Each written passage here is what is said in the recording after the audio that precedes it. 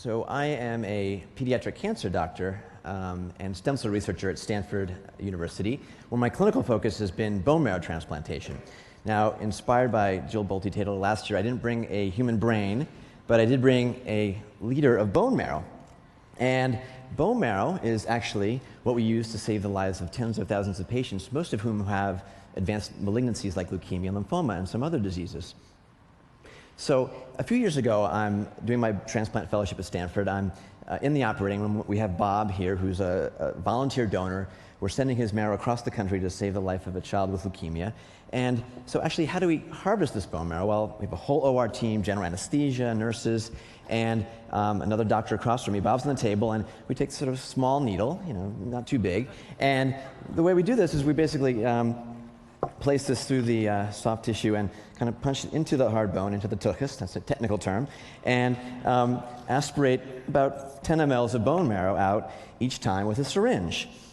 And hand that off to the nurse. She squirts it into a tin, hands it back to me, and we do that again and again about 200 times usually. And by the end of this, my arm is sore, I've got a callus on my hand, let alone Bob, whose rear end looks something more like this, like Swiss cheese. So I'm thinking, this procedure hasn't changed in about 40 years, and there's probably a better way to do this. So I thought up a minimally invasive approach on a new device that we call the marrow miner. This is it. And so the marrow miner, the way it works is shown here. Our standard see-through patient, instead of entering the bone dozens of times, we enter just once into the front of the hip or the back of the hip, and we have a flexible powered catheter with a special wire loop tip that stays inside the crunchy part of the marrow and follows the contours of the hip as it moves around, so it enables you to very rapidly aspirate or suck out rich bone marrow very quickly through one hole. We can do multiple passes for that same entry, no rub-outs required. And so very quickly, Bob can just get one puncture, local anesthesia, and do this harvest as an outpatient. So did a few prototypes, got a small little grant at Stanford, and played around with this a little bit. And our team there has developed this technology. And eventually we got to large animals and pig studies, and we found, to our surprise, that not only got bone marrow out, but we got 10 times the stem cell activity in the marrow from the marrow miner compared to the normal device. This device was just FDA approved in the last year. Here's a live patient. You can see it following the flexible curves around. There'll be 2 passes here in the same patient from the same hole. This is done under local anesthesia as an outpatient, and we got, again, about 3 to 6 times more stem cells than the standard approach done on the same patient. So why should you care? Bone marrow is a very rich source of adult stem cells. You all know about embryonic stem cells. They've got great potential but haven't yet entered clinical trials.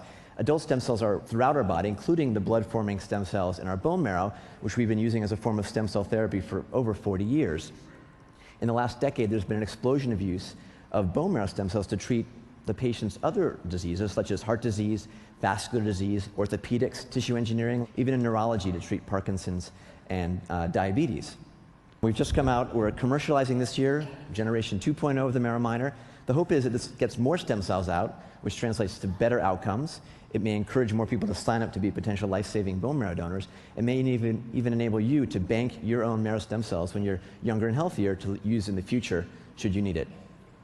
And ultimately, and here's a picture of our bone marrow transplant survivors who come together for a reunion each year at Stanford. Hopefully this technology will let us have more of these survivors in the future. Thanks.